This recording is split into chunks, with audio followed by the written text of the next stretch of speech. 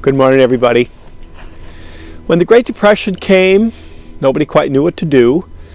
And when Franklin Roosevelt became president, he initiated many government programs to try to help people who were out of work. And one of the most popular was the Civilian Conservation Corps, which FDR brought into being on this date, April 5, 1933, through executive order.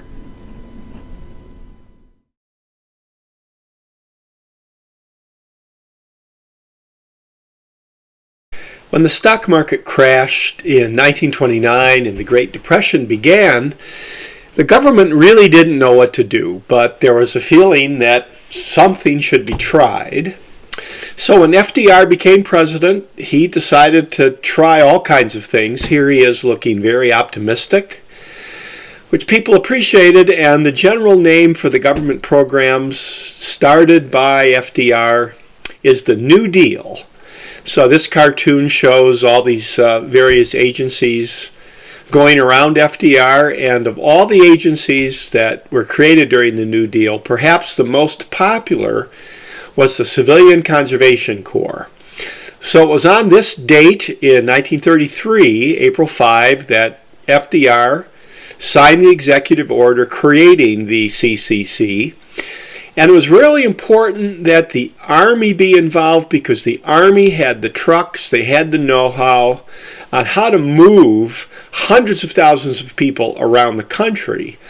And that's one of the parts of the CCC that's pretty fascinating. Here's the density of our country's population around 1930, and a big part of the CCC was moving urban young men out into the country, a huge movement of our population.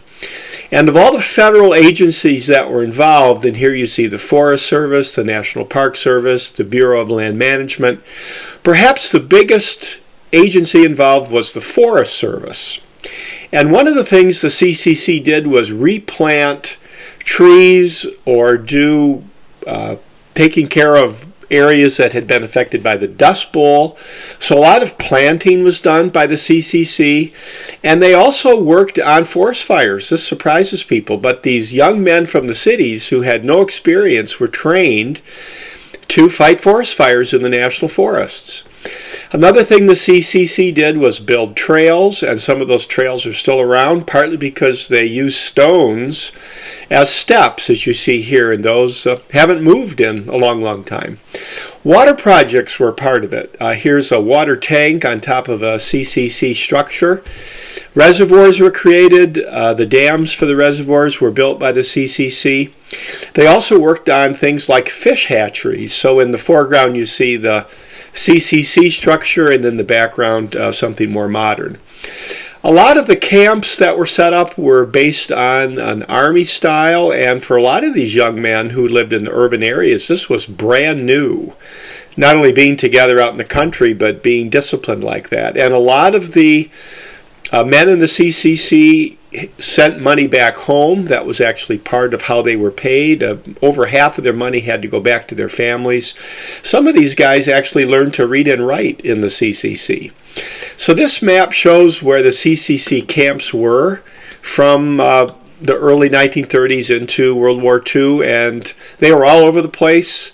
Maybe some of you have some near where you live, and they're still around today. A lot of them became state parks and National Historic Sites. So here's Franklin Roosevelt with some of the New Dealers out in the country with some men from the CCC, and that was a popular program. Now when the war came, many of the camps were closed down because the men went into the Army or the military, but many of them were used as POW camps. So they were repurposed once the war came. One of the legacies of the CCC is the Great Smoky Mountain National Park. This was actually created by the Civilian Conservation Corps. But in many parks all over the country, they built structures, including state forests like the one in Douglas, where I live. So the Douglas State Forest, it's about 15 minutes from my house, and in it is this building, the Picnic Pavilion, built by the CCC in the 1930s. One of the legacies of that New Deal program that are found throughout the country.